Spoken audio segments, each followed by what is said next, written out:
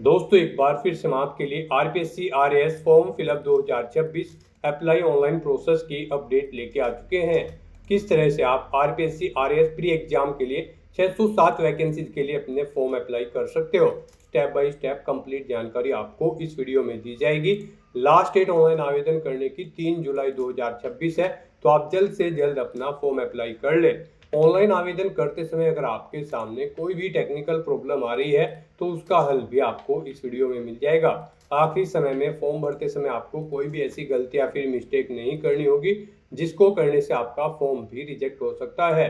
Form apply करते समय आपको कुछ जनरल बातों को ध्यान में रखना होगा, तभी आपका फॉर्म भी सक्सेसफुली सबमिट होगा। ऑनलाइन आवेदन करते समय आप अपना वन टाइम रजिस्ट्रेशन कैसे करोगे, किस तरह से आपको यहाँ पर अपना फीस पेमेंट करना होगा, डॉक्यूमेंट सिग्नेचर फोटोग्राफ कैसे और कितने केबी में आप अपलोड करोगे, कैसे आपको अपना लाइव फोटो कैप्चर करना होगा, फीस पेमेंट करते हुए रजिस्ट्रेशन से लेकर प्रिंट तक आप कैसे अपना फॉर्म अप्लाई करोगे, पूरी जानकारी के लिए आपको ये वीडियो शुरू से लेके एंड तक बिना स्किप किए हुए देखनी होगी। इस वीडियो को पूरा देखने पर ही आपके सभी सवाल और डाउट क्लियर होंगे। तो चलिए दोस्तों बिना कोई वक्त कमाए शुरू करते हैं RPSC RAS pre exam form fill up की पूरी जानकारी।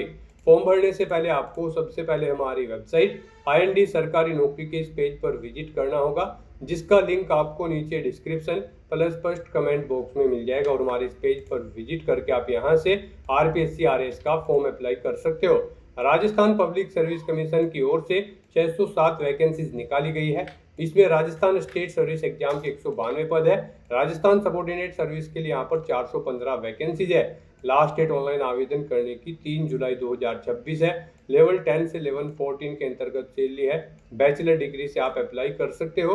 21 से 40 वर्ष आयु सीमा है। जनरल बीसी ओबीसी क्रिमिलेयर या अदर स्टेट के लिए 600 रुपये फीस है।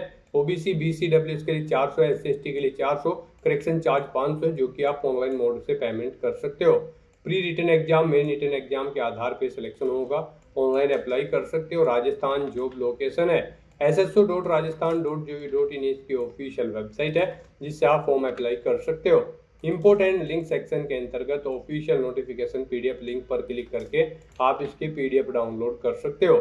इसमें आपको यहाँ पर विभाग वाइज सैलरी की जानकारी, वैकेंसीज की जानकारी दे दी गई है। पोस्ट वाइज आप यहाँ से कंप्लीट वैकेंसी चेकआउट कर ले। उसके बाद में क्वालिफिकेशन की detail, age limit, age relaxation की इंफॉर्मेशन आपको यहाँ पर दे दी गई है।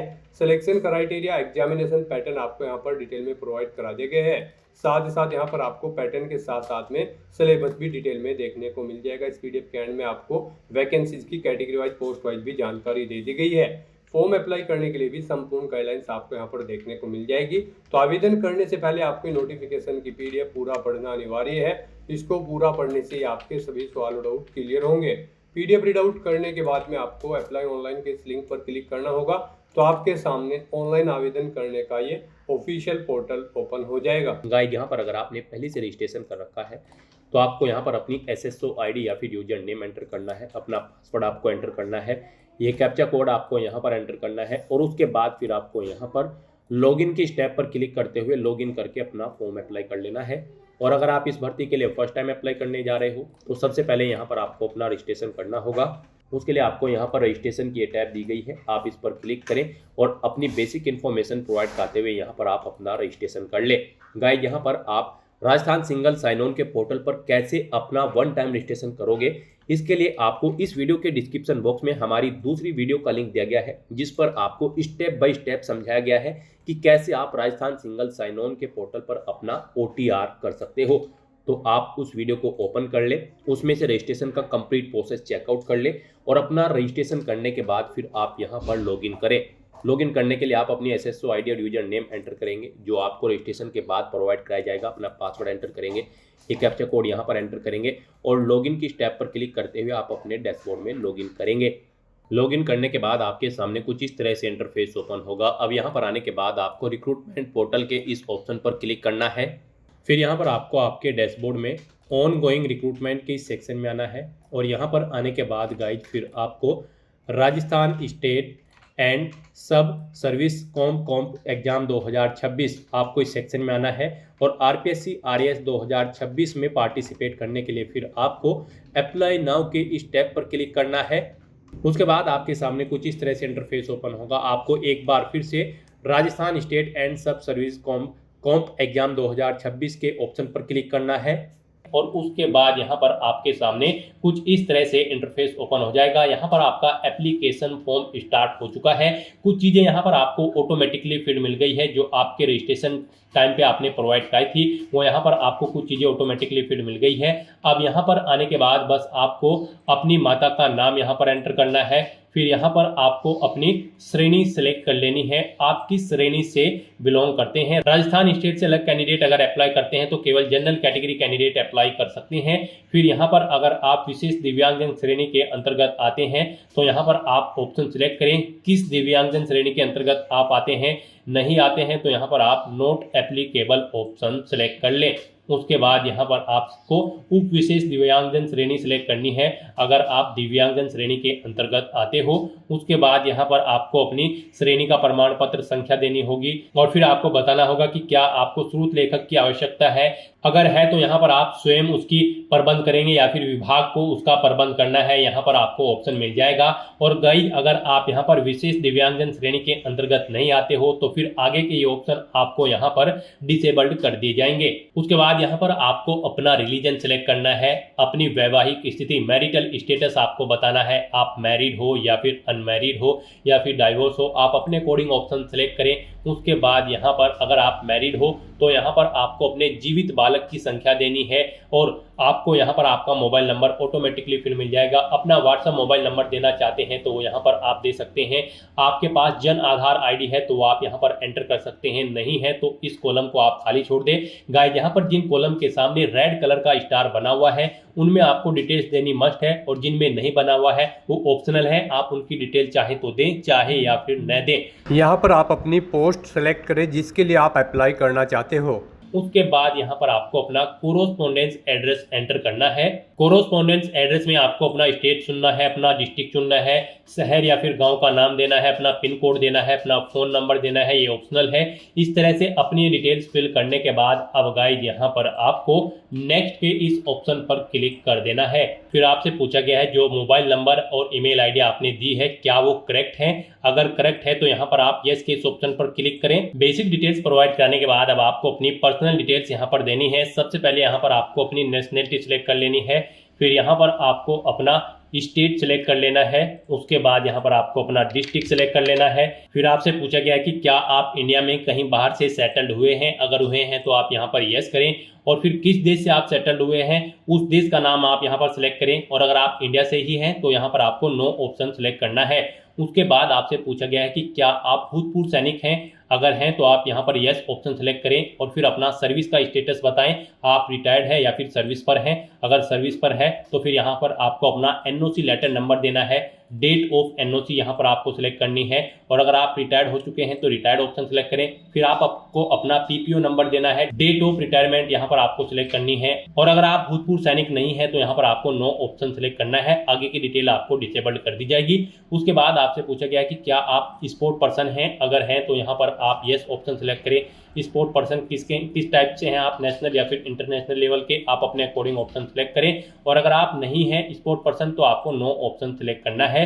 फिर यहाँ पर आपसे पूछा गया कि क्या आप मौजूदा सरकारी विभाग या फिर सार्वजनिक उपक्रम कर्मचारी हैं, अगर हैं तो आप यहाँ पर यस करें और फिर यहाँ पर डिपार्टमेंट का नाम एंटर करें, नहीं है तो आप नो ऑप्शन सेलेक्ट कर लें। उसके बाद आपसे पूछा गया कि क्या आप एज में एडिशनल इलेक्शन चाहते हैं, अगर यहाँ पर एडिशनल इलेक्शन एक्स प्रिजनर यानी कि जेलर को मिलेगा, एनसीसी कैडेट इंस्ट्रक्टर को मिलेगा, आर्मी कैंडिडेट को मिलेगा। यहाँ पर अगर आपको नहीं चाहिए एज में इलेक्शन तो फिर आपको नॉट एप्लीकेबल ऑप्शन सिलेक्ट करना है। इस तरह से अपनी ये डिटेल फिल करने के बाद अब आपको नेक्स्ट के इस ऑप्शन पर क्लिक कर देना है। नेक्स्ट आपके सामने कुछ इस तरह से इंटरफेस शो होगा। यहाँ पर अब आपसे कहा गया है आपका सेकेंडरी और सीनियर सेकेंडरी का डाटा अवेलेबल नहीं है, अगर अवेलेबल होगा तो फिर यहाँ पर आपको ऑप्शन मिल जाएंगे और अगर अवेलेबल नहीं है तो यहाँ पर गाइज अब आपको ओके के इस ऑप्शन पर क्लिक करना है।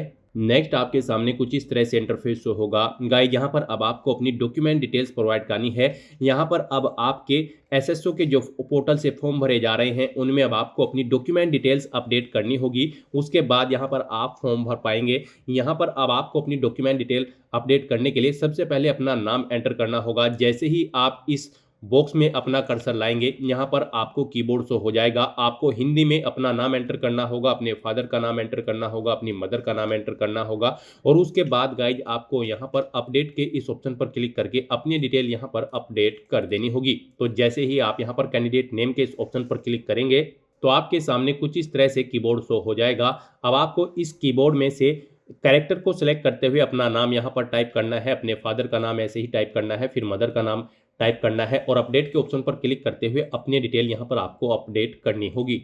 अपडेट के ऑप्शन पर क्लिक करने के बाद आपके सामने आपका नाम यहाँ पर आपको इंग्लिश और हिंदी में शो कर दिया जाएगा। आपको इसे केयरफुली चेकआउट करना है कि इनमें स्पेलिंग वगैरह सब सही है और उसके बाद गाइज आपको यहाँ पर कंफर्म एंड सेव के इस ऑप्शन पर क्लिक करना है।